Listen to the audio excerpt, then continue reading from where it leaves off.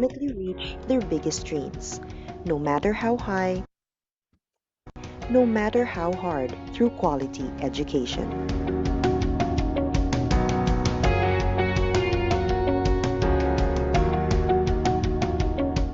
And as our learners aim to soar, we must continue to elevate our goals.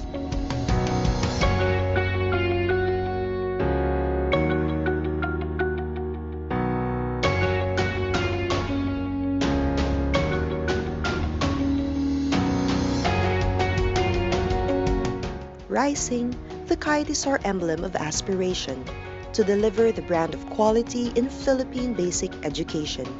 The quadrants of the soaring kite symbolize the key reform areas in forwarding this cause. As we embark on this aggressive reform to yield upskilled teachers, well-developed curriculum, improved learning environment, and responsive multi-stakeholder cooperation. Using the colors of our flag, the logo symbolizes our unity and serves as a reminder that it takes a nation to educate a child. Together, we as a nation will have to move forward and gain more momentum so that our vision of quality basic education for all shall take flight.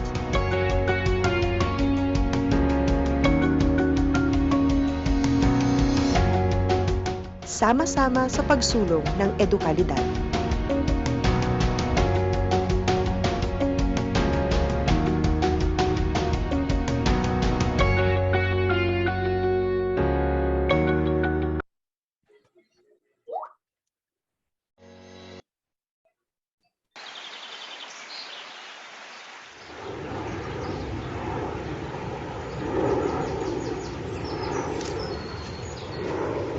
Kristanos! Sakay mo ako! Kristanos!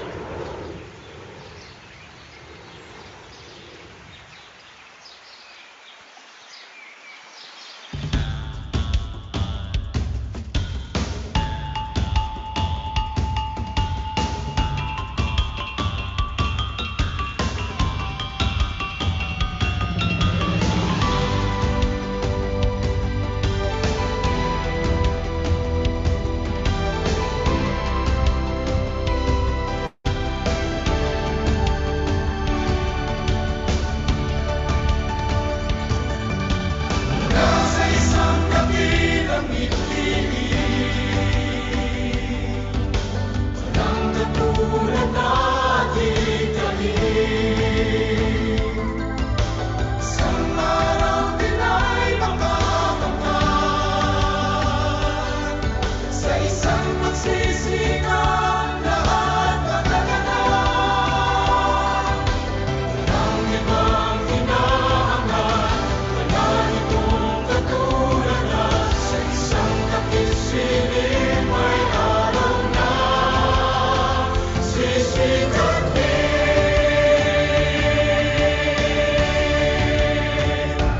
Aking lilipin ang ipapawin, ang batong pag-asa ay muling tatanawin. Amot naway lahat ito'y ating makakamtan.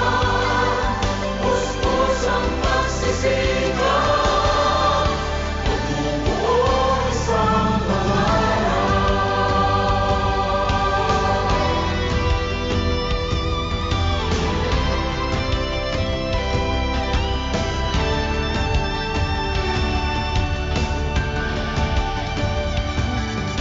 sa isang bata may munting piling, ibig nais niyang iparinig. Pag-aaral patungo sa walang mahalan, ang karunungan ay siyang mas mahalaga. Walang ibang hinahangat, wala itong katulad na sa isang takisiling may araw na sisikat din. Aking lilipin ang ipapawin,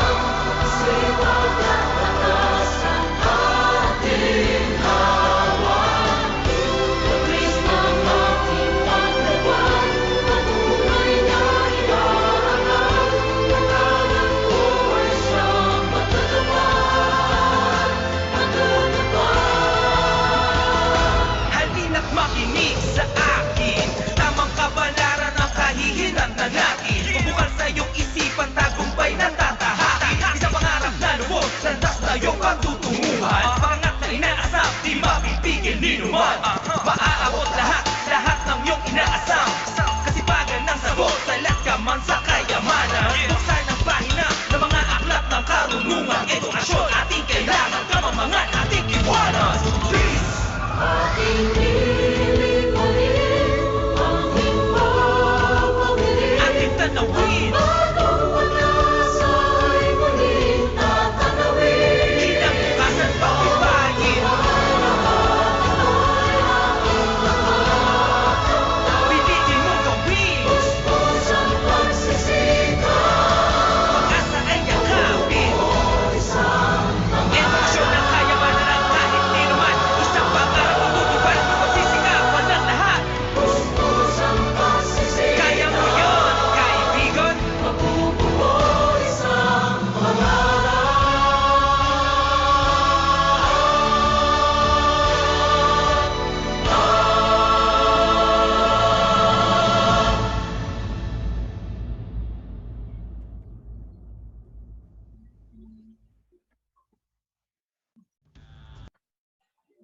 Once again, good morning, everyone. Welcome to the opening of the Leaders in Futures of Education or LIFE program, a collaboration project between the United States Agency for International Development and the Philippine Department of Education. Before we start, a few gentle reminders on the house rules. So I would like you to please change your profile name to your affiliation. For example, if you're from Region 2 or Region 4A or NCR, please put NCR and then your name or N school. And then mute your microphones when not speaking. And if you are invited to speak, please unmute and then raise your hand to be recognized. Okay, and then we need to maximize the chat box. Okay, and please proceed to the next slide. Okay, our program has three main parts. Part 1 will be the opening ceremonies, and then part 2 will be the introduction of the Department of Education's Education Futures program, and the last part will be the introduction of the live course. So with the information on the objectives of the course, the methodologies, expectations from you, among other things. Okay, so I think we can officially begin the program. May we now invite everyone to join us in the singing of the Philippine National Anthem, to be followed by the opening prayer.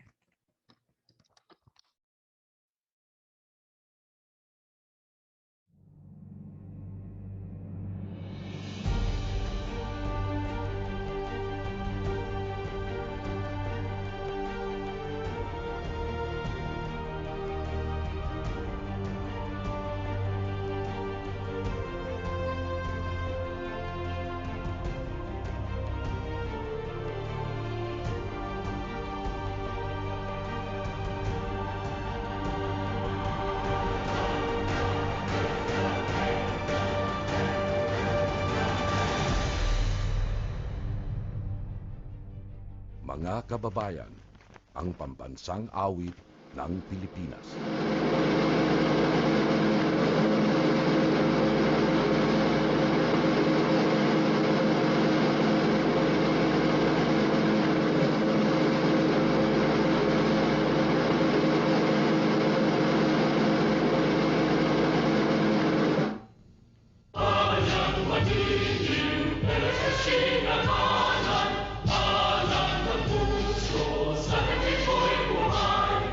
Lupang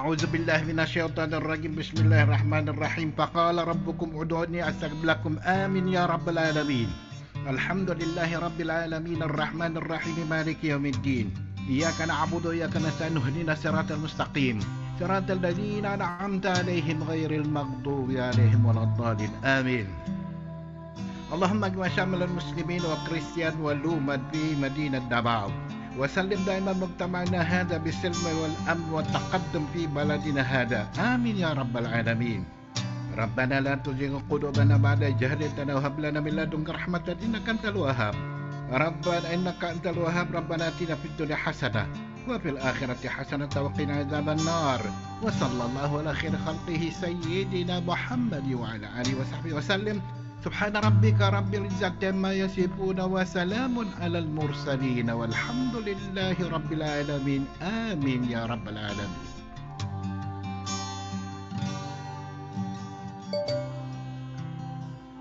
In the name of the Father, Son, and Holy Spirit. Amen. Our most gracious Heavenly Father, we come to you today to praise and worship you and give you thanks for all the things you continue to provide for ourselves and our families. Father, we humbly ask for forgiveness for all the times we have offended you, when we forget to acknowledge your presence in the image of our brothers and sisters, and for moments we fail to be good stewards of the blessings you have given us. Continue to guide and protect each one of us, Lord, that we may always walk in the light of your everlasting love and mercy. Grant us, Father, with your comfort in times of distress and with your strength in times of weakness. Bestow upon us your unending grace and healing, that we may in turn become instruments of gentleness and compassion to others. We ask all this in the name of your Son, our Lord Jesus Christ, with the prayer and the intercession of our Blessed Mother. Amen.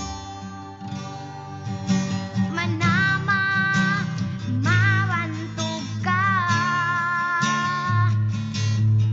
Warag po ko iling ko'y ko. O Diyos, kahibulungan ka. Busa ikaw lang ang simbahon ko. Busa ikaw lang ang alagaran ko.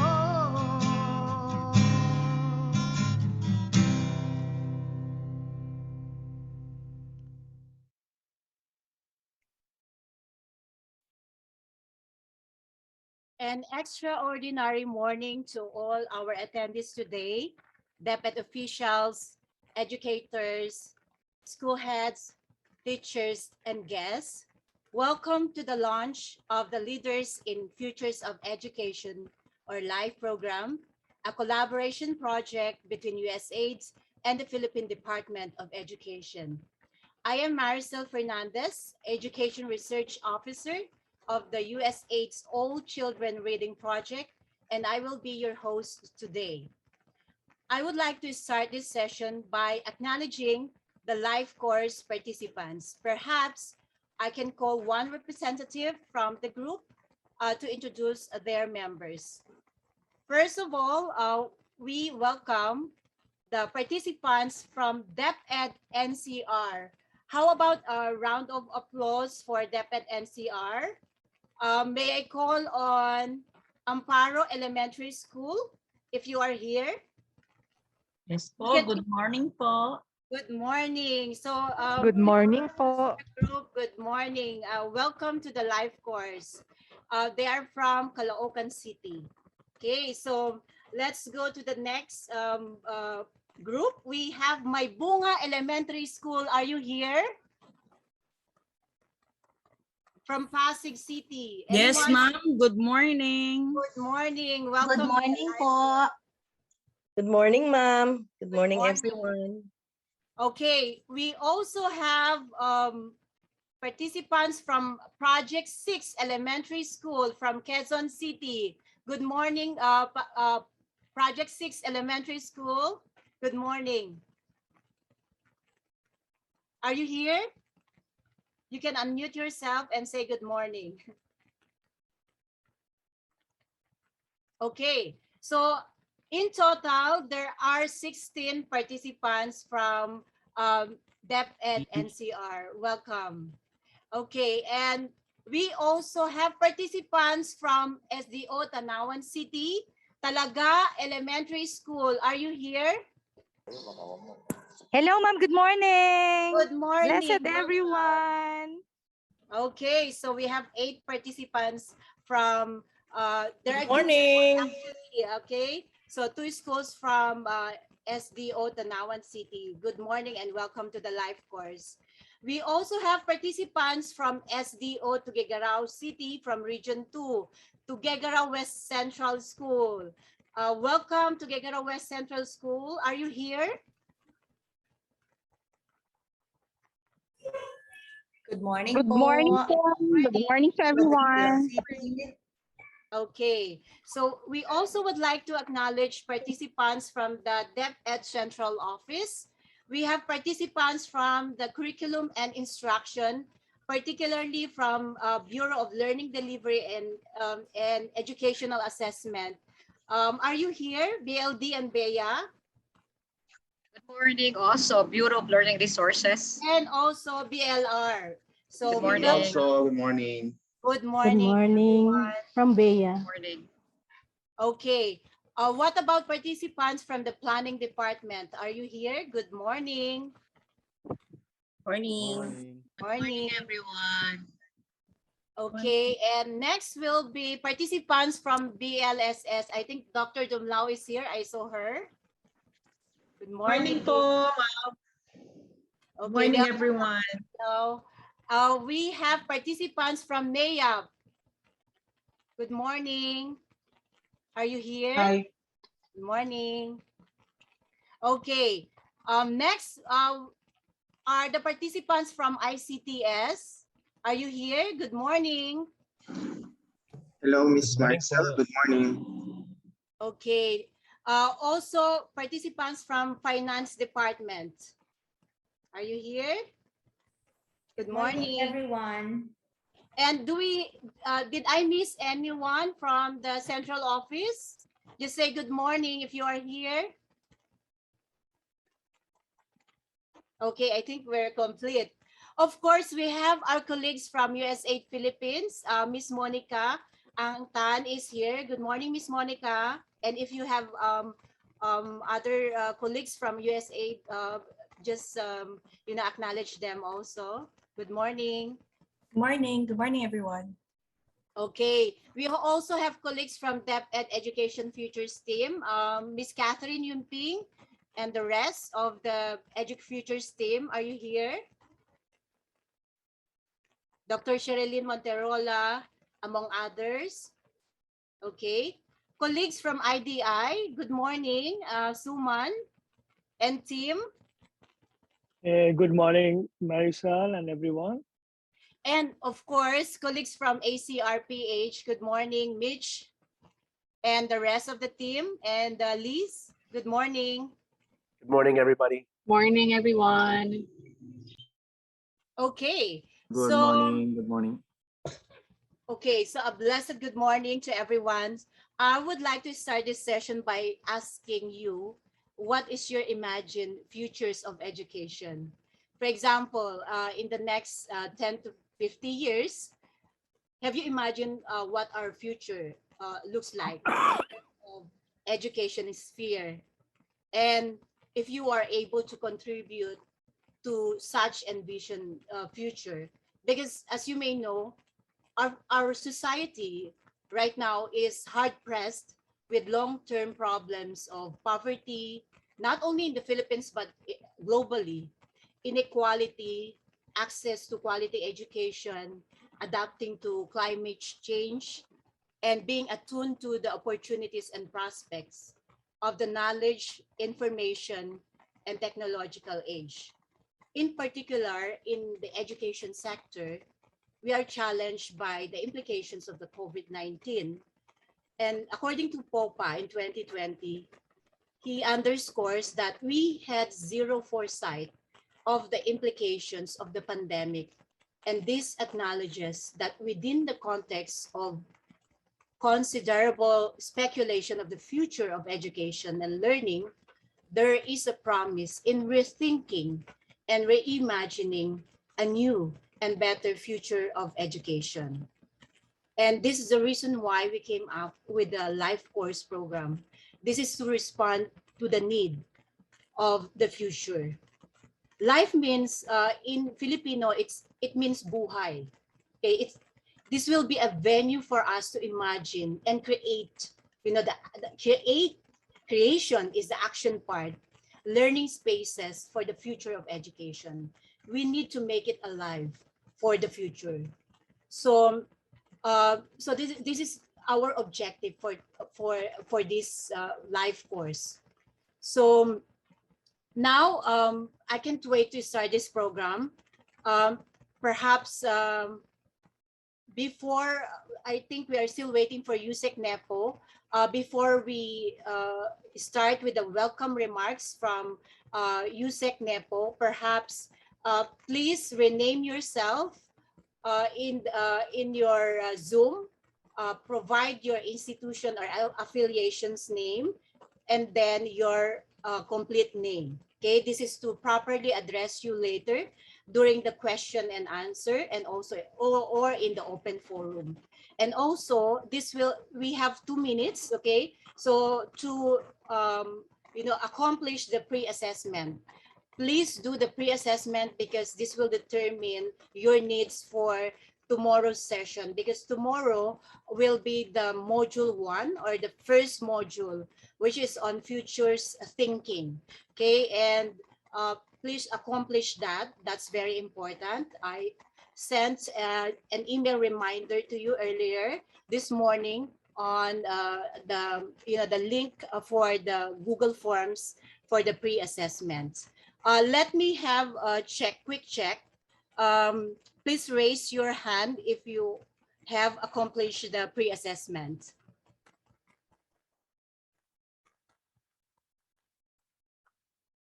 Okay, great.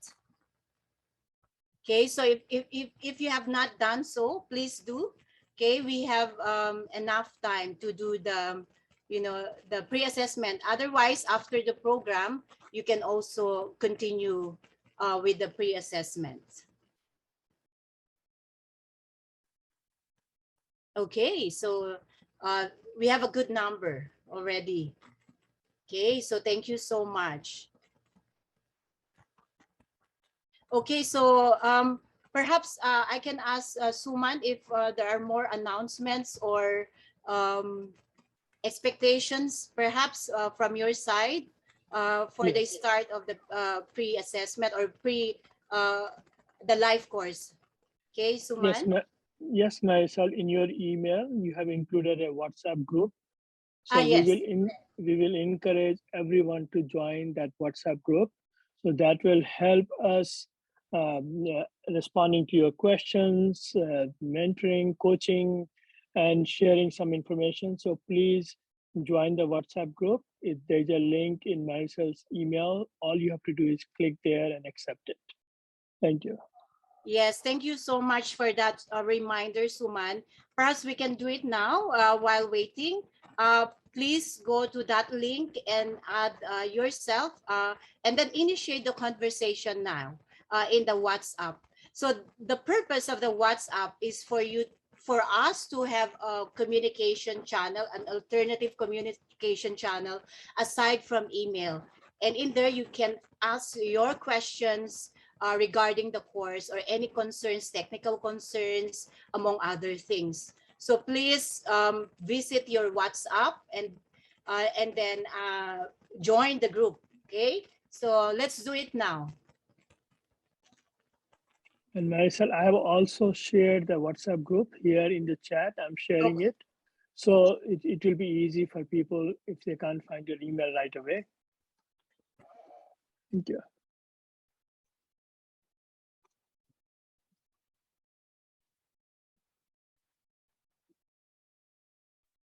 Excuse me, Marcel, I also posted the pre-assessment form link into the chat box. If there's anyone who hasn't accomplished it, please do so. Thank you. Thanks, Phil. Okay, so let's have some time to join the WhatsApp group. And also, if you can just click the pre-assessment that was shared by Phil in the chat box, please do so.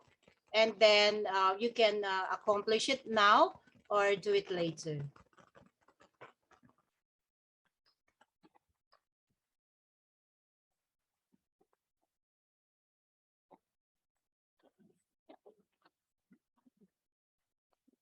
Okay, so are you in the WhatsApp link already? Okay.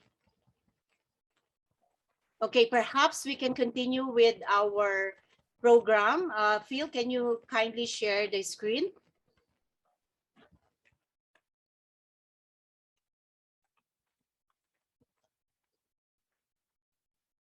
So to formally start the program, may I call on the Undersecretary and Chief of Staff of the Department of Education, Attorney Nepomuceno Maluluan, to give his opening remarks. And also he will give an overview of the Education Futures program.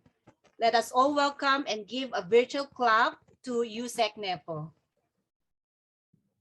Yes, good morning, Marcel. Thank you for the introduction, and good morning to our partners from USAID, RTI, and IDI, as well as to all our participants in this Leaders on Education Futures Life course. This is really an opportunity for us to learn. This is a training program. And these Leaders in Education Futures or Life course that will culminate in a prototype development of learning spaces for the future is a partnership with USAID, RTI, and the International Development Institute, and it is a response to our call for our initiative for the co-creation of learning spaces for the future. And we are happy to have a mix of participants combining our field level at the school division and regions with our central office bureaus and services, including planning. I understand there's also from finance, from CI, and I think also from BHROD. And this speaks to the kind of collaborative work and inter-unit work in thinking about the future. And this program, we anticipate this to be not just about producing a concrete output in the culminating activity on prototyping for learning spaces for the future, but it is also about understanding futures thinking. And with the understanding of futures thinking, we have the intention of developing within the Department of Education futures thinkers. I think the COVID-19 showed us that it is very important to be always prepared for eventualities that we could not have even imagined. And it is about being able to have the foresight for such, but also the capacity to deal and anticipate and have the organizational and as well as the capacity for flexibility, mobility, agility in this time of extreme uncertainties. I would combine a short introduction to the Education Futures program It comes later in the program, but I think it will be good to already start it. I have prepared a short, a number of slides just to introduce you to the cohering framework of the Education Futures program in the Department of Education. So if I may request my staff to put up the slides.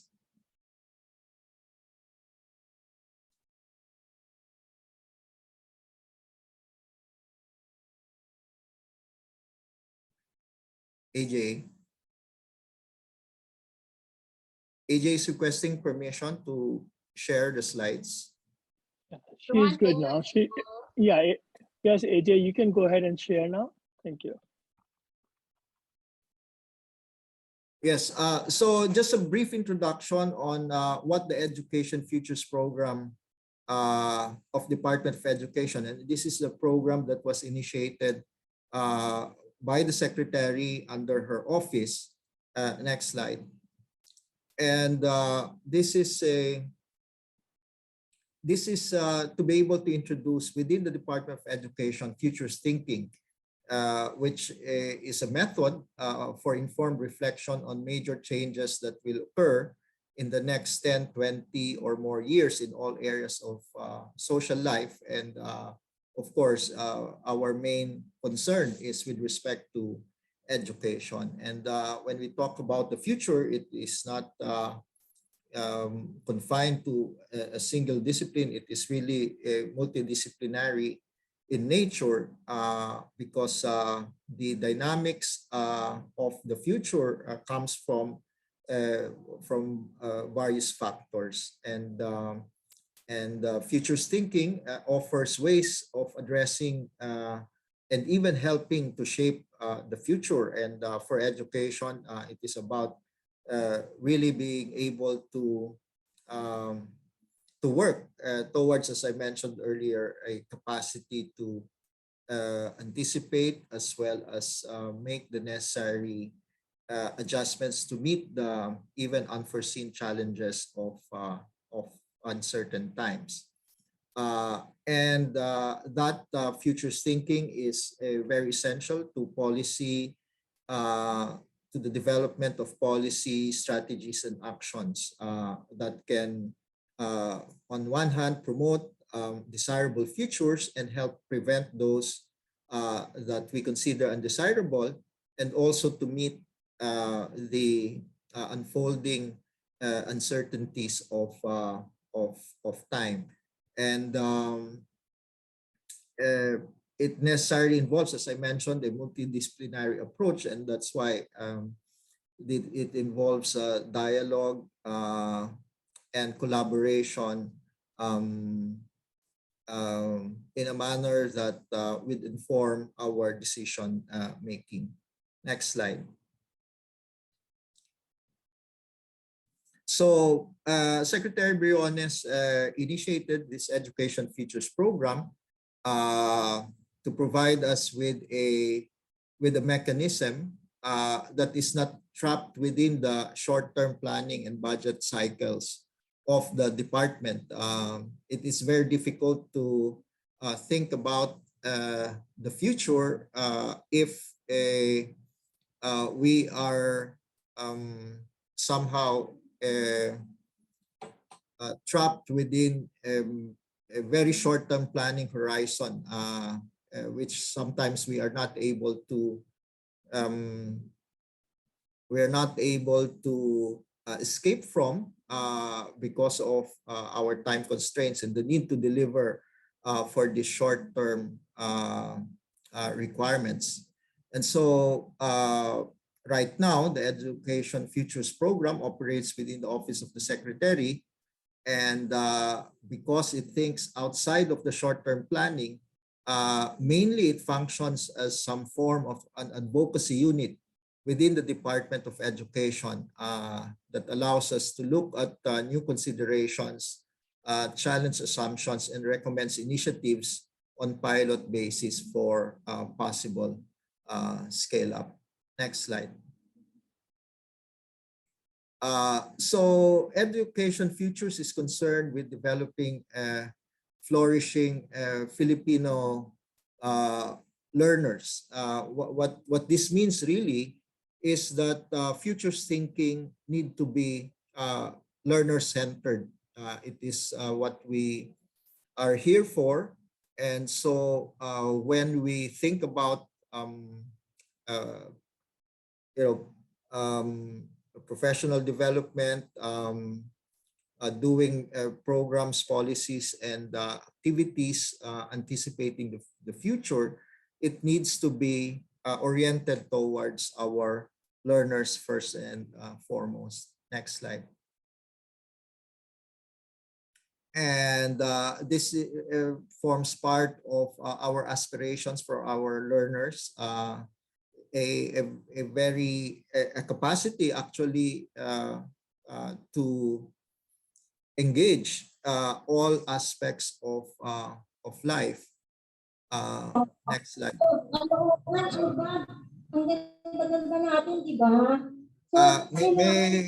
May we request participants to please turn off the microphone, their microphone at the moment. So it involves, year in and year out, our policy space involves what we call education perennials, things that we always look at, but like curriculum, pedagogy, learning resources, and so on. But we need to interface this with emerging developments and adapt these education perennials to new developments, including technologies, new elements of knowledge, skills, attitudes, and behavior in relation to the curriculum, and being able to develop work readiness with increasingly changing work opportunities. And one of this adaptation to the perennials of education on curriculum, learning spaces, etc., is to also be able to modernize and innovate in our learning spaces to be more tuned to the future. And this is one of the focus of this training program through our partnership with USAID, RTI, and IDI that you will have for the next weeks, but it is conveniently scheduled in the mornings and virtually, and then will culminate in a face-to-face short a program on prototyping for the learning spaces for the future. Just to note some of the emerging changes, these are really not new conceptions of learning spaces, but we look in the Education Futures program of learning space as some form of a habitat where learner learns and become adaptive in order to thrive. And so when we talk about that as a habitat, we believe that it cannot be confined to the physical space of formal classrooms, but really it happens wherever our learners are. Next slide. And so we are looking at more like a similar to a biological ecosystem characterized by the nature of the environment of these various ecosystems for learning. It can be at the home, in communities, and at the school. And so this learning ecosystem really is a nexus of all of our social, economic, and even political environment that overlaps with our formal learning spaces in schools. Next slide. And so learning spaces continue to expand outside of the traditional classroom setting in light of the rapidly changing societal and technological.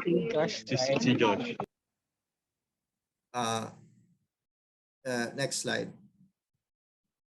So when we talk about learning spaces, all types of learning from formal, non-formal, and informal learning is something that we need to think about for our learners.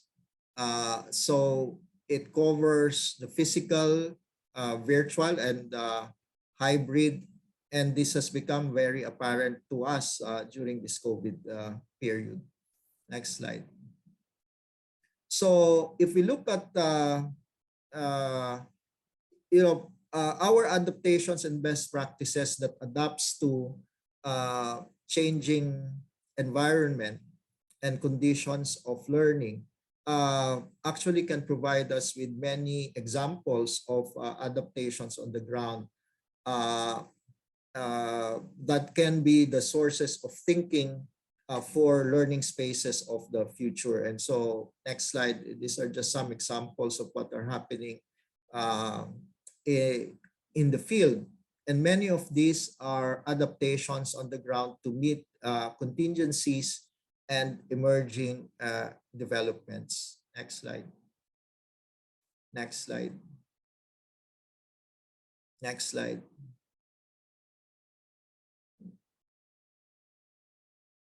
So, but there is a need for us, this various adaptations of learning spaces, physical, virtual, in school, off school. We need to be able to connect these different learning spaces so that they complement each other and provide an environment for our learners to flourish, as we mentioned. For example, in reading instruction, the formal classroom environment needs to be supplemented by libraries, community hubs, for example, and a home environment that is, when we say print-rich, it has a lot of reading materials in the home, so that there is a continuous supportive environment for learning. And so when we talk about learning spaces for the future, it must be able to connect these different types of learning spaces to complement each other. Next slide. In terms of global trends in learning spaces and the future of classrooms, we need to rethink the use, design, and location of learning spaces in order to grapple with the new strategies for enabling learning and meeting the demands of today's students. So included in the new approaches is that they need to be flexible and networked, and that learning takes place at any time in both physical and remote learning spaces. This is really actually what we have seen, and we were compelled to engage in during the COVID-19 period. And so what we have learned and what we have been compelled to do during the COVID-19 should be a platform or jumping board for us to imagine the futures of learning spaces towards strategic programming in the Department of Education. These are just some. This is not exclusive. So we need the design based on learning principles resulting in intentional support for social and active learning strategies. In other words, I think part of this is to really emphasize the learner-centeredness of our strategies, but at the same time that it is learner-centered, it is adaptive of the changing environments as well as anticipative of uncertainties for the future. Next slide. Next slide. So as I mentioned earlier, when we talk about these learning spaces, this happens across contexts, social, economic, technological, environment, and even political. Next slide. And so one of the things with respect to futures thinking and being futures thinkers is to imagine how, and this is just one type, but we believe that many of the things that we are programming in the Department of Education, whether it's curriculum, teaching and learning, learning resources, partnerships, and so on, can be encapsulated with our imagination of the learning spaces for the future, and foreseeing this in the 10, 20, 30, and even longer time horizon. Next slide. So I think that encapsulates the Education Futures program. As I mentioned, these trainings are intended to introduce to us a way of thinking about our problems of today, anticipating how we need to be resilient for the future, and it is about methodologies and approaches in future thinking towards the objective of creating a base of future thinkers in the Department of Education that can impact how we plan, how we do our budgeting, and how we adjust our teaching methods and our partnerships. So thank you very much, and I hope that all of us will be fully engaged in this program. I take this opportunity. This program will already outlive my stay in the Department of Education. I'm set to leave the department on June 30, but we hope that this program on education futures can continue. I think it is very important that the Department of Education has a unit, program, and people that are thinking about the future and adopting, planning, and strategizing on it. And again, I take this opportunity to thank our partners in USAID, RTI, and through IDI for this program, for being very responsive for the priorities of the Department of Education. So magandang umaga sa inyong lahat. I'll come down again to the flag ceremony, ongoing flag ceremony in the Department of Education, but I will rejoin as soon as it is finished. So maraming salamat, magandang umaga sa inyong lahat. Maraming salamat, Yusek Nepo, for your warm welcome and also for providing us with a brief introduction of the Education Futures program. So napaka-importante po no yung mga keywords na natutunan ko, yung Education Futures should be learner-centered, and also there should be connectivity in learning spaces, and also the importance of rethinking learning spaces and meeting the demands of the global trends, and also yung mga driving forces within the context of, itinatawag namin yun na PESTEL. PESTEL would mean political, economic, social, technological, environmental, and legal, dimensions of futures. Okay, so thank you so much, Yusek Nepo. And if you are still here, can we invite you to have a photo with our participants? Or otherwise, we can do it later during the, okay. So Phil, if you can take a photo of us with all participants in the gallery. Thank you so much, Yusek Nepo. Okay.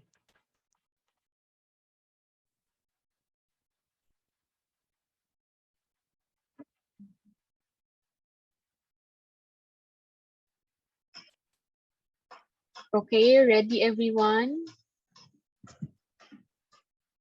Bye. Next screen.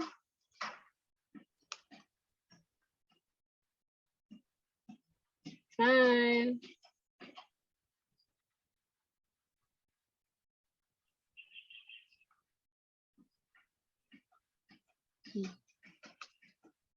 Okay. That's it, Marcel. Thank you. Thank you, Jill, and thank you so much, Yusek Nepo. Okay, so let's move to the next part of the program. To show us a message of support, may we hear from Ms. Yvette Malcion, Deputy Director of the Office of Education of USAID Philippines.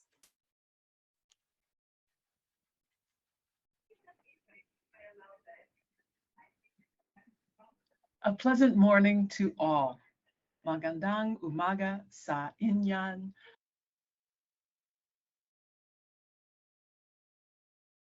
Lahat. It is an honor to be here representing the United States Agency for International Development, or USAID. USAID is the lead US government agency for international development and humanitarian assistance. Through the years, USAID and the Philippine Department of Education, or DepEd, have been working together toward a shared goal of improving access to quality learning during and beyond the COVID-19 pandemic.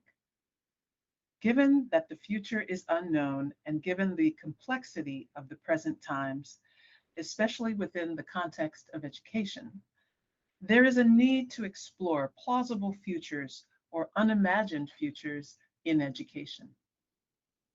DepEd recognizes such need, hence the establishment of the Education Futures Program under the Office of the Secretary. USAID supports DepEd in this decision. As such, we are providing technical assistance to the Education Futures Unit in support of DepEd's ongoing initiative to strengthen strategic education futures planning, foresight skills, tools, and practices among different layers of the unit. We have partnered with international, regional, and national institutions to build these skills, tools, and practices through a variety of educational and practical programs. In November last year, USAID supported the Education Futures team and other key DepEd officials to attend the Futures Masterclass from Foresight to Policy course, which was delivered by the National University of Singapore's Lee Kuan Yew School of Public Policy. I have been pleased to learn that the delegation completed the course and created 3 capstone projects that can be further explored and considered. Right now, we are making available a Leaders in Futures of Education, or LIFE course, to schools' division officials, school heads, teachers, supervisors, and curriculum and instruction officers, among other key players. This course will help these professionals to create safe and imagined learning spaces for the future. In this course, administrators will learn how to envision innovative future learning spaces that will maximize children's language and literacy learning.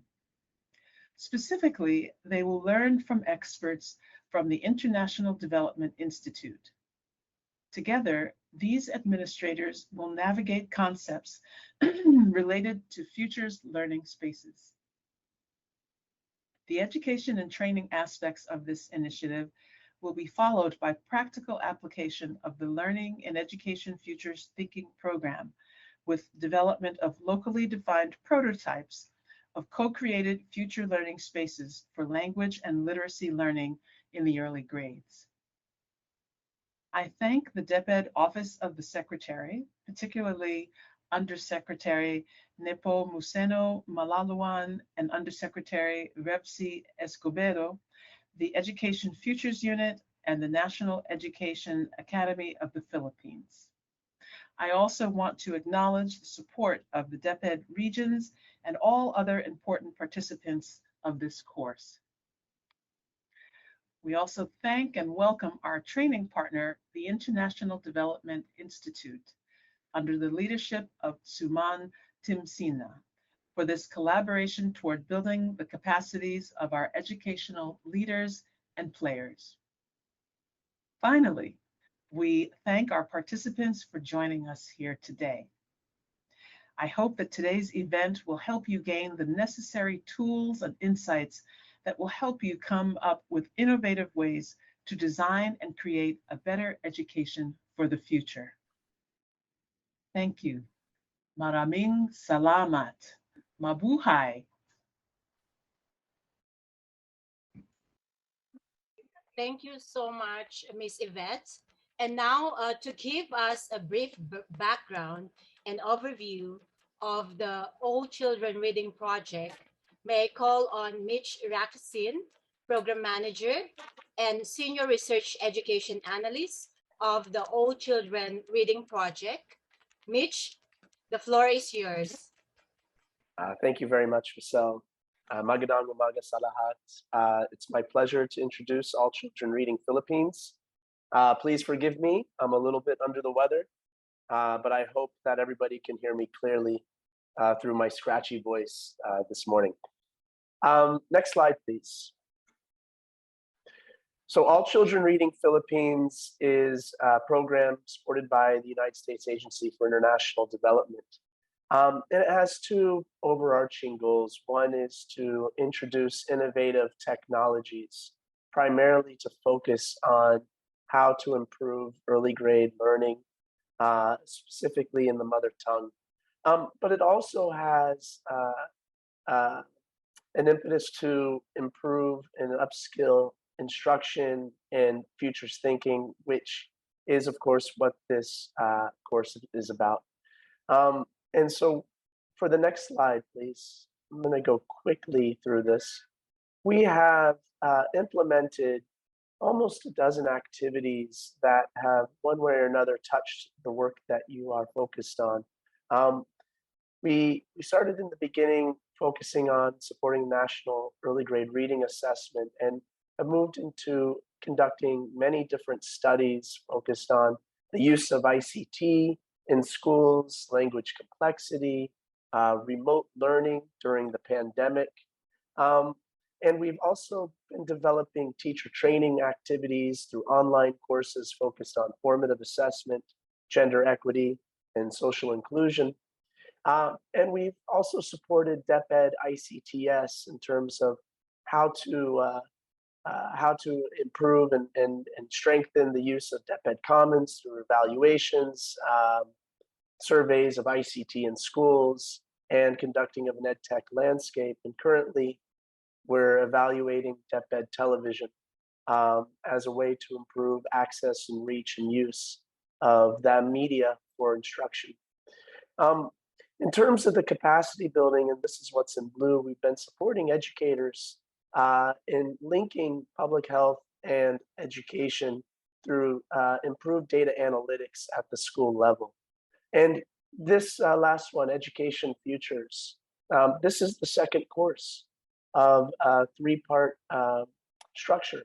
And as Yusek Nepo alluded to, following this, we look forward to working with you all in completing the prototypes of what education future spaces may look like.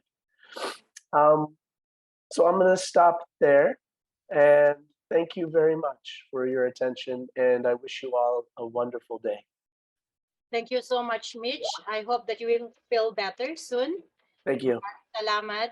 And to next up, we have Liz Randolph, Senior Education Research Analyst from RTI, to give us an overview of the ACR support focusing on education futures. Liz, you have the floor.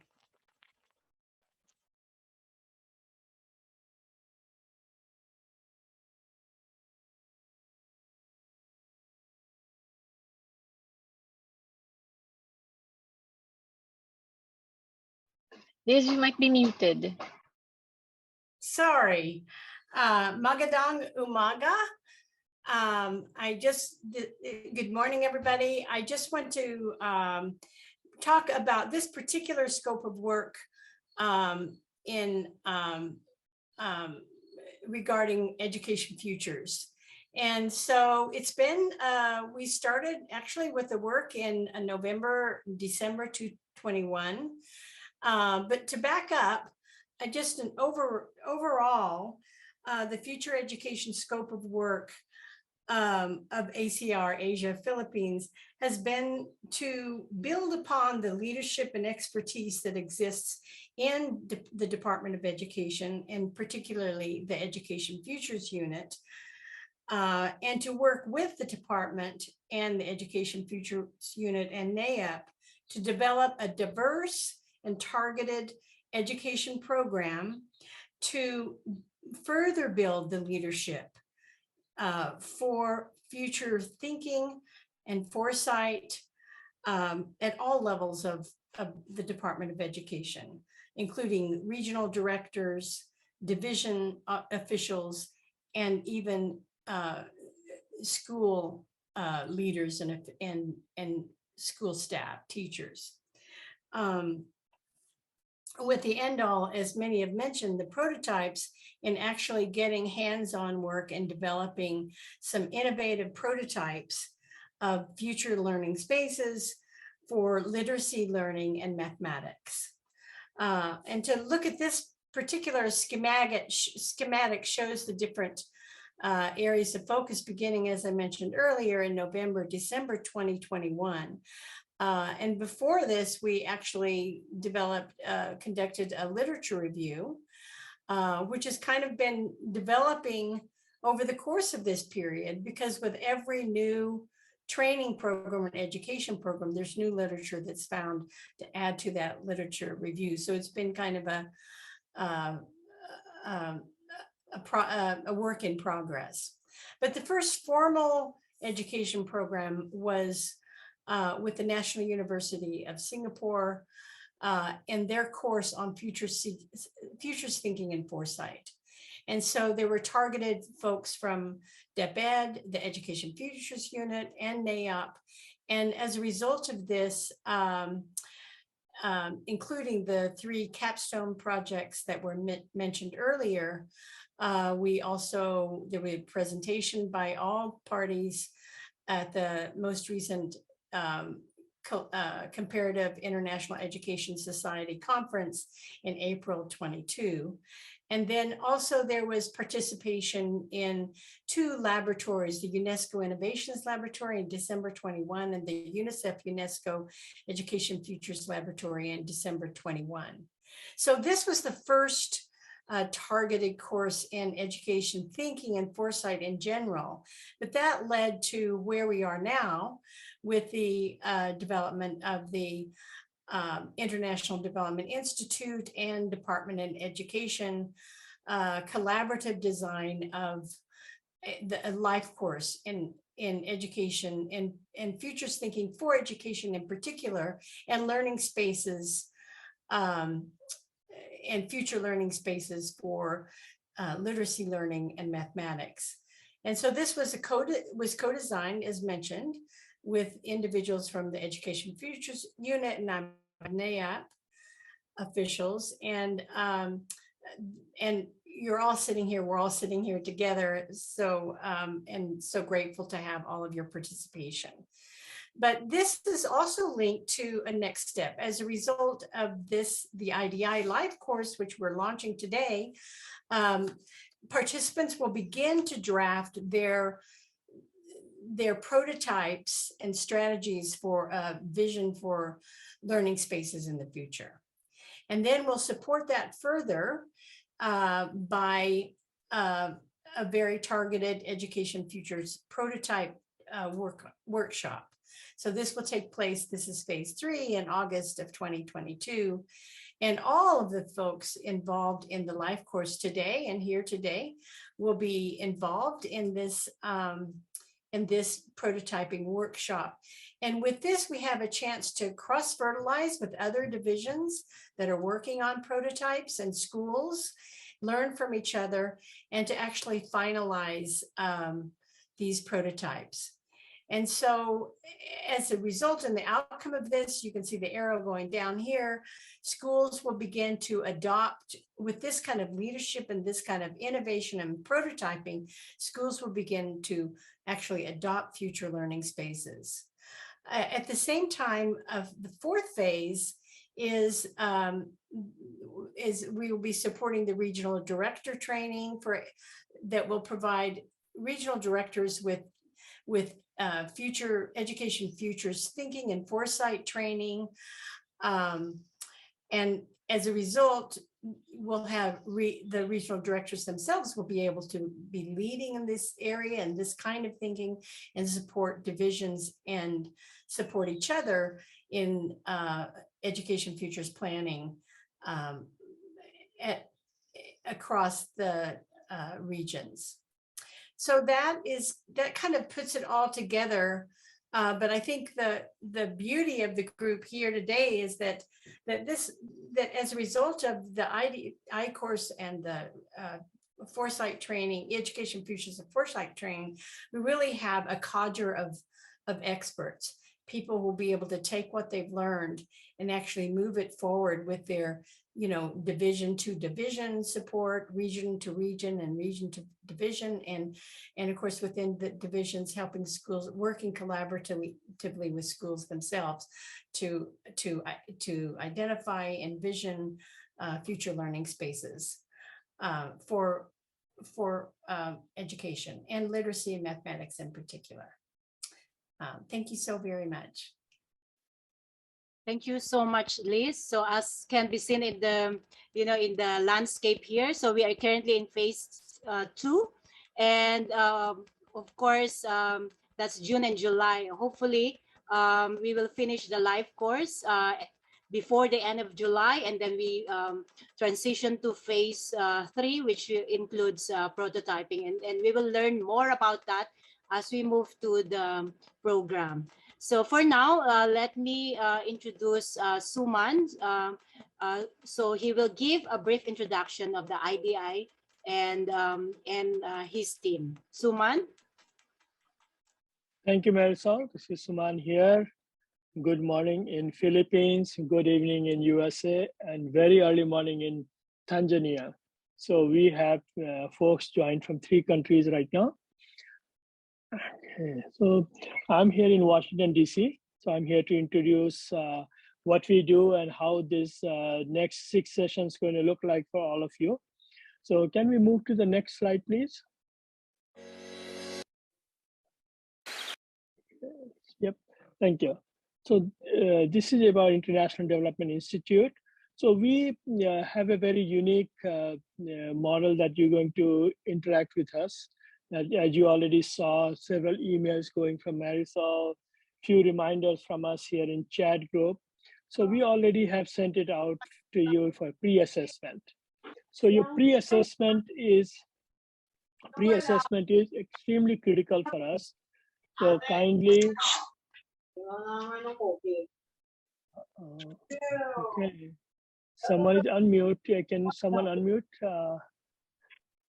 Let's see if we can unmute them. Okay, thank you. So we have sent it out to you, a pre-assessment form. If you have not yet completed, please complete it before our session begins tomorrow. And we have also sent you a WhatsApp link for the WhatsApp group. I know that in last 45 minutes, many of you have joined.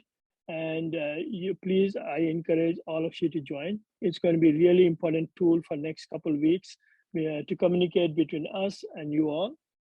And with that assessment, we're going to move forward for training tomorrow, and we'll come to those training modules and the structure in a few seconds. And our whole focus is on staff development and performance management. And it's going to go again the post-assessment. So it's just a circular process that we're going to follow with you guys. And in this, we're going to bring you back after the training on the post-training assessment, And that's also going to be very critical. In each session, can we move to the next slide, please? Yeah. So we're going to have these 4 steps for our program delivery method. Okay. Very first is the preparation. We worked very closely with RTI, DEPED, and many other experts from our team and others. So we created a curriculum, and we have a pre-assessment that was created, and we sent it out to you. So we already at the almost end of the step 1. Step 2, that begins tomorrow. And it begins tomorrow with training, and there will be lots of other things involved in step 2. There's a post-session evaluation. After each session, you're going to get a link from my colleague. I'll introduce you shortly, Elizabeth, and she will send out, I know it's I saw like a number of Elizabeth are joined in this group, but you're gonna get from Elizabeth Sunday, and you please respond to those links and complete your session evaluation. That really helps us understand what we accomplished, what we didn't accomplish, and how we are doing, and not just how we are doing, but was it helpful for you? And we would like to get very honest opinion from you guys. And then there will be an action plan. An action plan we will introduce you tomorrow in the session. An action plan is, there's one thing that you come to the training, you finish your training, you earn a certificate and hang it on the wall. But the other thing that side by side that goes is action plan. What we learned, is there anything like even a 1% that I can really apply at my job? If there is any, then we would like to have that action plan go hand to hand with your training for each of the sessions. Okay. So for example, for AI and STEM session, maybe you can use 5% of that. Maybe there'll be some other session where you can use only 2 or 10% or 20%. So those action plans are very important. We're going to follow up with your action plan during the post-session evaluation. And no one is going to be given any grade on whether you complete or not, but it's a good tool to use. It's a good tool for you, good tool for us, good tool for DEPED and USAID and RTI. So I think I highly encourage you to use it. And then we go to the step 3. Step 3 is for all of us. So this is our third group that we are working, third cohort on different programs that we had worked with Philippines teachers and principals and DEPED officials. So we have a LinkedIn group we created just for this purpose. So every time we have a training, we put lots of news, the articles and other things that we may or may not be able to share during the program. Sometimes there's a space issues, sometimes other issues. So we post those information. So it's a really good platform. If you have a LinkedIn group, I've shared our group. If you have a LinkedIn account, please join that. And this is something where we can support each other. We can learn from each other. We share lots of things. And so this LinkedIn group is highly encouraged. I talked about the WhatsApp group and question and answer. I heard from the very beginning, Marisol has really emphasized, and Q&A. There's no bad question. There's no bad question. Every question has its own merit. So there's no reason to hesitate. And I never had to encourage participants from Philippines, so I am hoping the same this time. And before and after. So we are not just going to complete a training and say, you are done here, you earned your certificate and you go. No, this is just the beginning of the professional relationship between all of us. And usually I always tell the relationship starts when the program ends. Relationship just the beginning is the program. And when program ends, only then the relationship really starts. Think of a patient. When the patient gets discharged from the hospital, that's where he or she establishes a really strong relationship with doctor, nurses, and everybody else. So this is no different. And this is just the beginning of our profession, this part of the professionalism. And I hope that this professional relationship continues with LinkedIn group and other medias. And then finally, the action plan. I can't emphasize much. And then there will be a post-training assessment, and you all will be participant of it. And there is one more thing that I would like to really say here, that sometimes we just come to the training earn a certificate. Sometimes we come to the training to learn what we want to learn. So this is open. This is open. How you want to see it, how you want to use it, it's all up to you. Okay. But I think we had established a ground rule last time that everyone who has 85% of the attendance or more, only then you earn a certificate. But if it's less than that, it will be very hard for us because you're going to miss out a lot. So please let us know. You have a WhatsApp group. If you are running a little late or something comes up, please let us know. So we know that you missed it for a reason, or there is something important came up in your department, in your school, in your classroom. So I think we will understand that, but at least the communication should be there. Next slide, please. Next slide. Yes. So I'm just going to just quickly go over this because there will be details that my colleague Amy is going to go over. So this going to start actual training going to start from tomorrow. That is Tuesday morning there, Monday night here in USA. And there'll be a module 1. There are 6 modules between now and July 14th. Okay. We are trying to put most of the sessions on Tuesdays and Thursdays, but there is one exception for June 27th. And then July 19th, everybody comes back and we'll do a post-training impact evaluation of the workshop. Okay. But I will have Amy who will go over it in details in a minute. So I'm going to introduce at this point, there are 4 of my colleagues here joined in. There'll be 2 trainers. There's Shakil Malik and Amy. Amy is in Tanzania right now. So it's 2:30 of 3 a.m. in Tanzania. And Shakil is here in USA. And Shakil and Amy bring all together, both of them combined bring almost 60 years of experience working in a number of countries in education, preparing educators, working closely with educators and the government. And they also bring some experience working in Philippines as well. So hope you will enjoy next few days with Amy and Shakil. And with them, I have Amaka here from Washington, D.C., in Atlanta, Georgia, and also Elizabeth from Philadelphia area. They have joined in, and you will see them here and there in the training, and you will get lots of emails from Elizabeth for pre-assessment, post-assessment, and any other material. So with that, I will invite Amy and Shakil to go to the rest of the slides. So Amy, you are ready? I am. Good morning, everybody. Suman, can you let me know if I am able to be heard? I can hear you very clear. So can we go to the next slide? Yep, perfect. Wonderful. Hi, everyone, and I'm very happy to be with you here, and we're really excited about getting this work started. I'm Amy Palanjo. I'm based in Tanzania. I have done some work previously in the Philippines, so I may know some of you. Working all over the world, though, it's difficult to always remember everyone that you've met, but I really look forward to getting to know everybody over the next 6 sessions. My core focus of work is on working with schools and government entities on developing primary classroom programs that are rich for all students, inclusive, engaging, focusing on early literacy and early numeracy. So I am really excited to get a chance to do this work.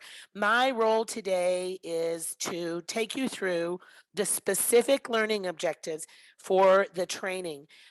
We have had a good overview of the purpose and the global objectives, both short-term and long-term. But what we're looking at now on the screen are the very specific learning objectives for the 6 sessions that will be coming up. So as a literacy person, I will not read to you. I want you to take a look, please, at the learning objectives on the screen and just take a moment to review.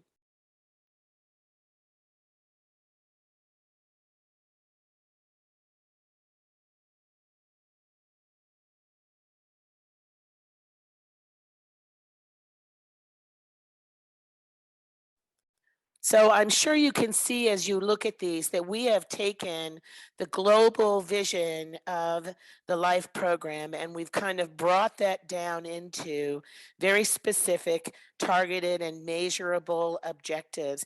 This is linked also to our pre and post assessment. And I want to point out on the pre and post assessment, the real importance for us in having you complete this pre-assessment is that so that over the next 24 hours, Shaquille and Suman and I can really get a look at what you already know, what you already believe, so that we aren't duplicating content for you around the things that you really have a firm grasp on and have already kind of integrated into your thinking and your work. But a few points to make on this particular screen. We are really looking at both conceptual objectives and practical objectives. So understanding why certain things are important. For example, this idea of strategic foresight. We can't anticipate the things that will come. COVID-19 has taught us that.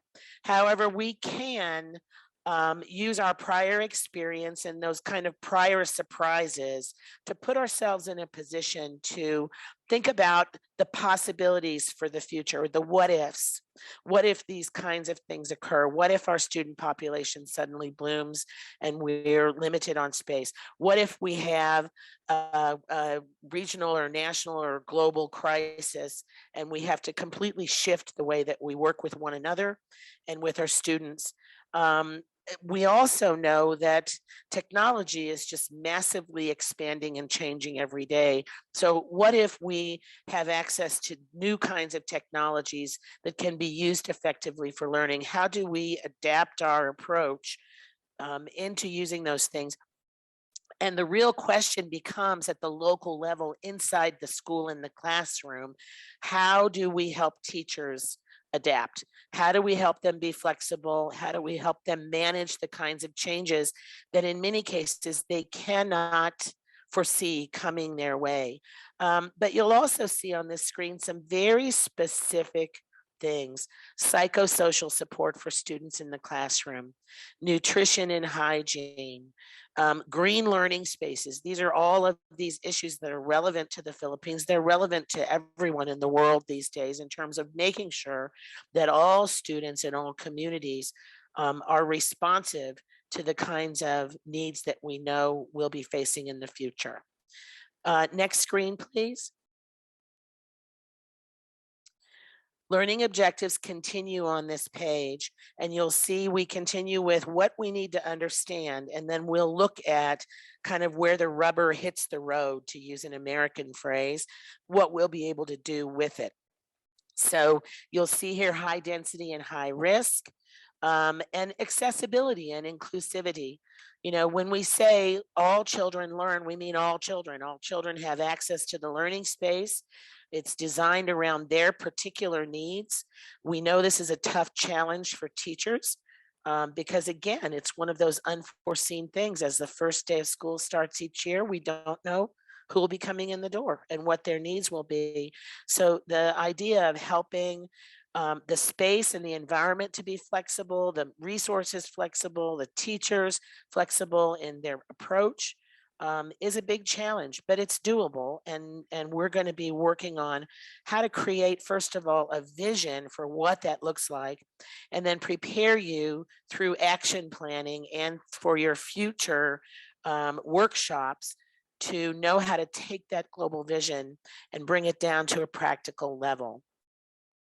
One of the critical things I think also here is this idea of adapting our leadership approaches, and particularly for this cohort that's online with us now, because all of you are in leadership positions. Teachers who are here are in teacher leadership positions, school leaders, and all the way up the line through regional and through the national government agencies as well.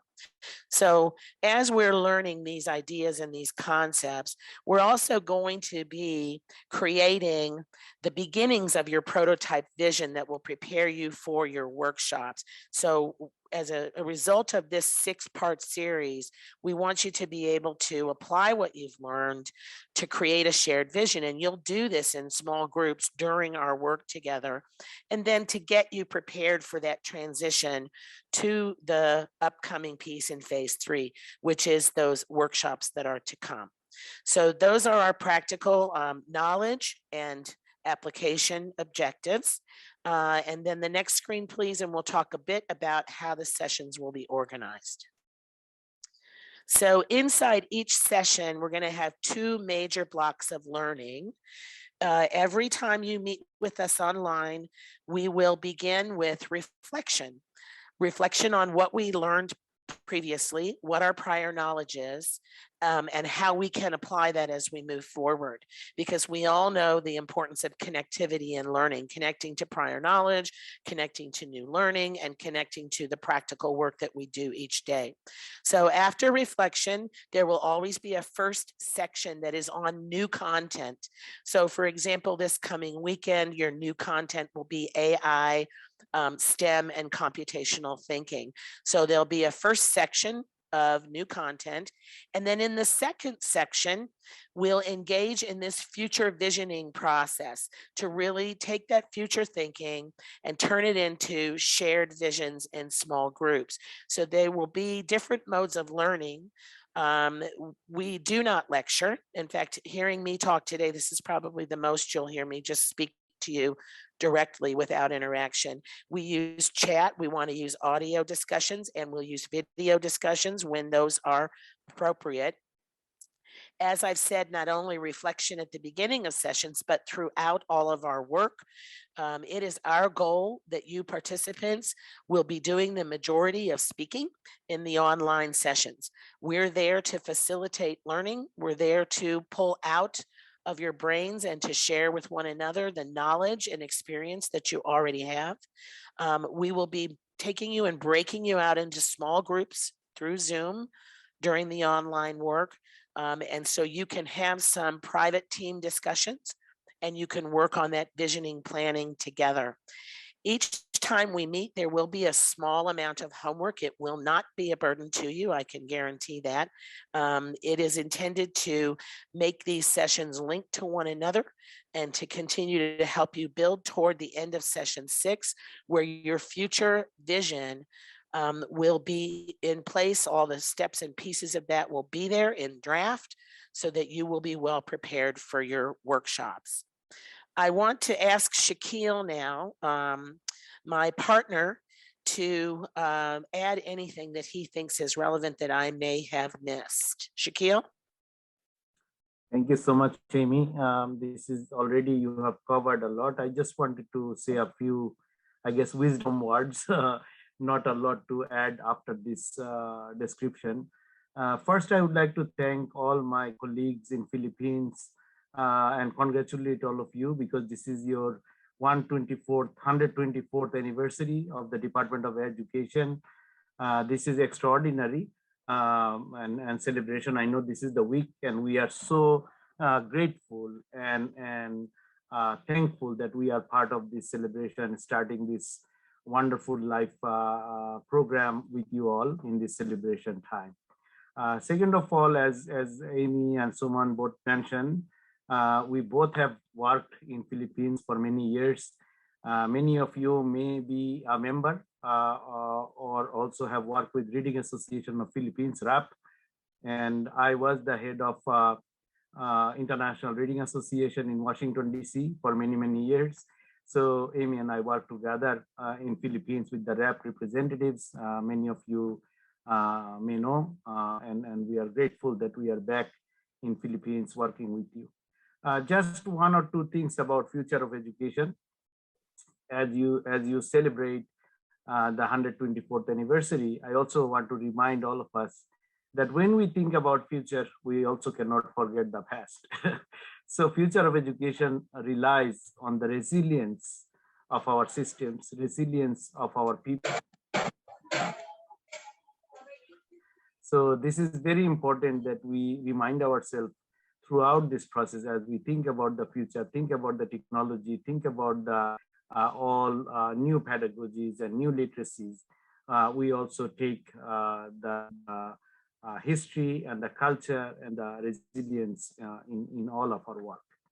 The other very important part of the future of education is that we have seen last 2.5 years now that many systems we thought are solid and crisis proof, but it has shown us that no system is crisis proof.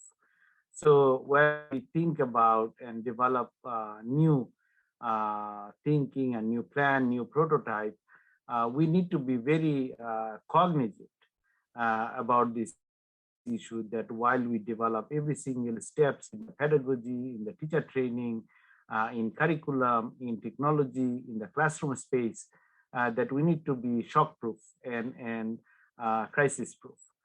That includes diversity, equity, inclusion issues.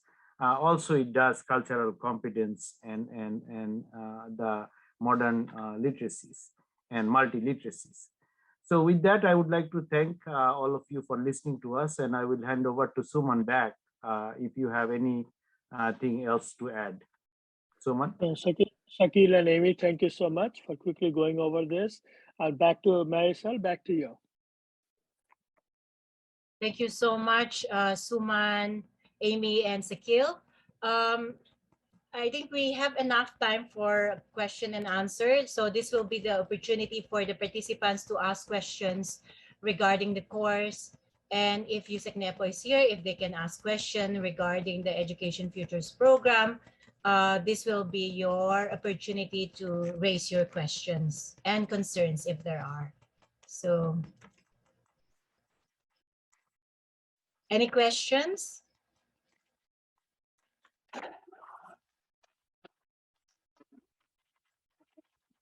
So you can just raise your hand and then we will properly address you. Otherwise, you can type your questions in the chat box.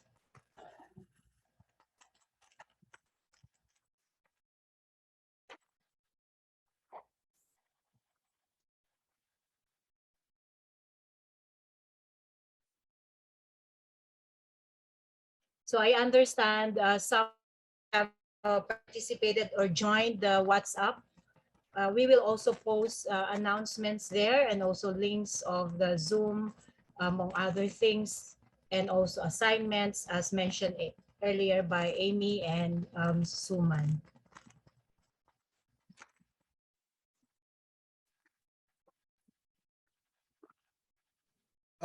Miss Marcel. Yes, Yusek. I just want to flag some of the DepEd participants, particularly those from planning. I think it will be good to have a, I know that there will be a documentation from the RTI-IDI side. I don't know from IDI, but would that be correct, Ms. Marcel? Yes, there would be a documentation of the live course, and I think just to confirm, Suman, if you can confirm, it's you will have a report at the end of the course, right?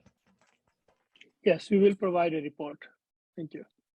Yeah, thank you. But I would also request at least one of our units in the Department of Education, and I think it could be planning, the participants from planning to have your own documentation, if as much as possible, just to for us to have an opportunity also within DepEd for some further discussion and reflection post training. So I hope that planning can take note of that. As I mentioned, this is really about being introduced to futures thinking and towards developing futures thinkers, and of course the output of the culminating activity on prototyping is very important, because that will allow us to look into its relationship with budgeting, how we are doing things now, what kind of resources and partnerships will be necessary, and how does this figure into our entire programming, and linking this also with BEDP 2030 and so on. And so this must be a continuing process, and that's why a documentation from our side towards a further reflection and internal activities will be very important. So I'd like to request that from our participants from planning, if they can lead the post-training internal activities, so that we can take this forward, and so that we also don't approach this as individual capacity building, but rather really part of program-based capacity building. Thank you. Thank you so much, Yusek Nepo. I think that's a good suggestion, because one of the outputs of this life course is a future action plan, and the strategic office to to consolidate or to continue improving that plan would be the planning department. So we will surely coordinate with planning with Director Roger on this particular output. Maraming salamat po. Any other questions or suggestions? There's a question here, Suman. In case we miss a module, will the recorded session be made available immediately so that we can catch up with the lessons? Absolutely right, Marisol. And as you see, we are recording the session, and we will make it available in a couple hours, and we will send you the Google Drive information where all the recording will be saved, so you can access at any given time. Thanks, Suman. Are there any more questions from the participants? Or everything is clear? There's one quick announcement that Shakil wants to make. He wants to be nice to participants. Before the announcement, Masal, I think there's one more in chat. Okay, let me check on that. Right before Adelaya. Yeah. The results of this can be used as basis for a school improvement plan, which lasts for 3 years, just inquiring.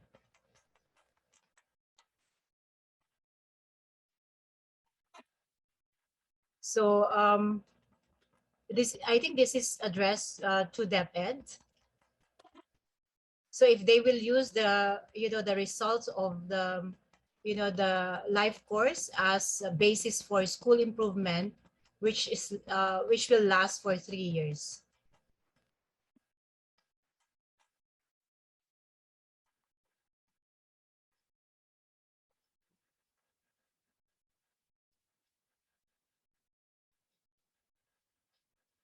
So I think this is all part of the basic education development plan, and the education futures is part of that plan. If you can check the BEDP 2030, it's all there. So I believe it will contribute to that output.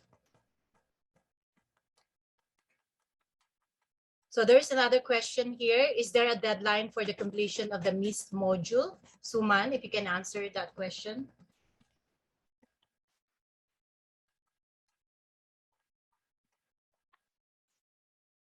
Or Malik? If we miss a module, we will make sure your recorded session is available. As I stated, we are trying to see every participant attends most of the sessions, and we would like you not to miss any session, but if something happens, it will be available. It will be better to watch that before you come to the next session. Okay.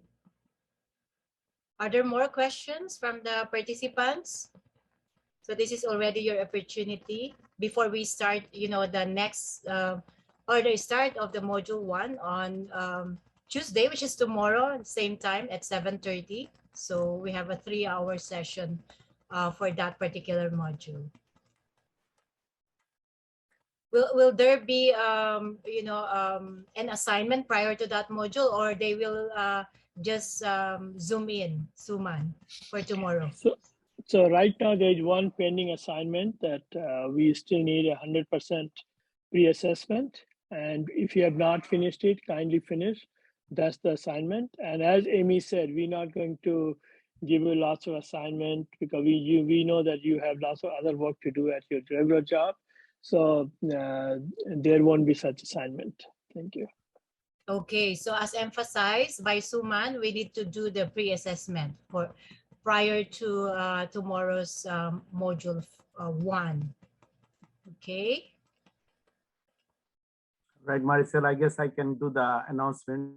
Yes, there is a surprise announcement for everybody, I think, and the Undersecretary, Honorable Undersecretary Nepo Mularon is here. So I want to announce this, that on behalf of IDI, we would like to encourage all of you to join all sessions, and as an incentive, we'd like to provide a book every day.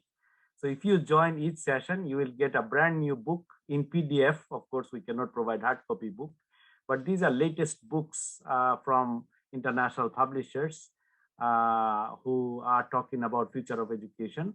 And these are wonderful books, which are research books that will be available to you. I just want to show the first one that will be provided to you because you joined today's session is this one. I think you all can see the cover page. This is just came out last year. Teacher Educators and Their Professional Development, Learning from the Past, Looking to the Future by Routledge. So I will be providing this book as a complimentary copy and to all of you. But remember, as with any complimentary copy, we have to be careful not to distribute outside of our team that we join. And this is not for public use, it's for your own reading. So we will be creating a group where we can provide these books and you can download. Most probably we can upload also on our WhatsApp group and you can easily download from there too. So just wanted to make sure that everybody understands that we would like all of you to be with us every single session. Thank you so much. Thank you so much, Sakil, for this one. I think this will be a good incentive or motivation for the participants. Yusek Nepo, would you like to say something? Well, first, thanks for that. I think we need, a recent scholarly literature on the subject, and I think that should be a very good incentive for all of our participants. But I'd like to request for an exemption on my part for, and I hope I can be given a copy. I certainly won't be able to attend Sure. all of No, your of course, sessions. of course. Of course, Undersecretary, you are exempt. You are exempt, no problem. Thank you for your blessing and also for your kind contribution today. We are thankful. We are very grateful for your support. Yes, and also because on the practical side, as I mentioned in my opening, I will be ending my term in the department on June 30. So as I mentioned, this program will outlive my my professional assignment in the Department of Education. But certainly my interest in the matter will continue, and so. But thank you very much on behalf of the Department of Education for the. This is exactly what we need in order to elevate the level of discussion within the department. Thank you very much. Thank you. Thank you so much. Thank you, Yusek Nepo and Sakil. There's a question here. For any concern, can we have a contact or focal person to communicate with? On the part of RTI, ACRPH, it will be me. What about on IDI? Who will be the focal person to communicate, Suman?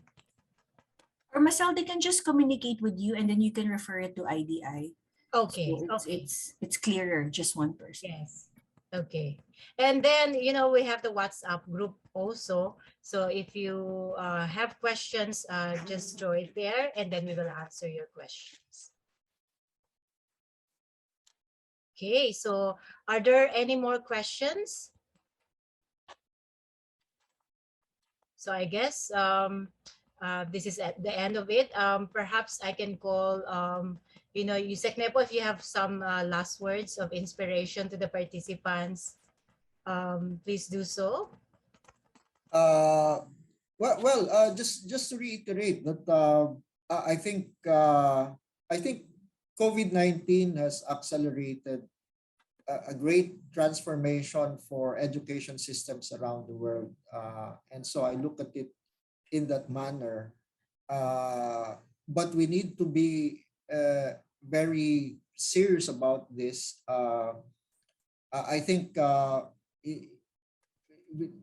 all education systems cannot and will not snap back to where it was before, and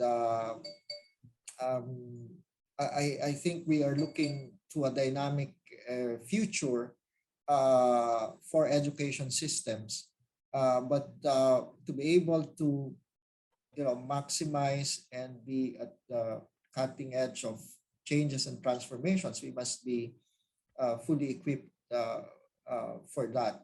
As I mentioned, the most important requirement for future thinking is in education is to have future thinkers, and I think all of us participants should look at this as an opportunity and a privilege that we should grow out. As I mentioned, this should not be seen as individual professional development, but rather a programmatic capacity building for the Department of Education and the entire education system in general.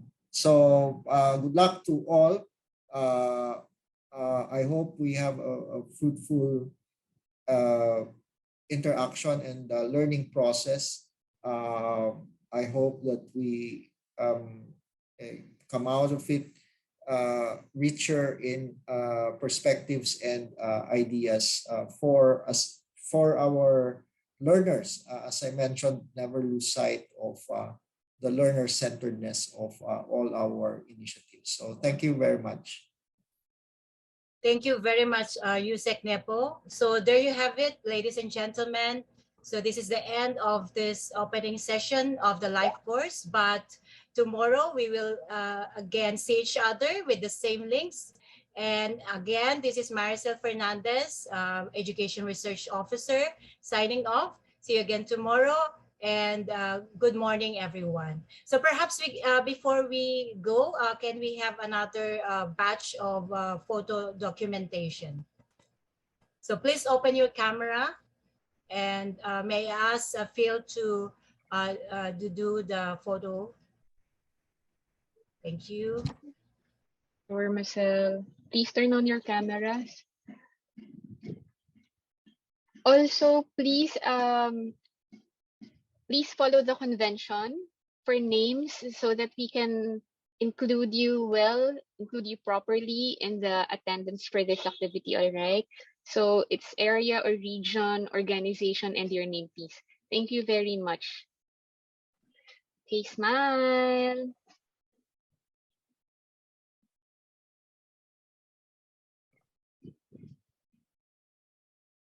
Okay, next screen. Smile.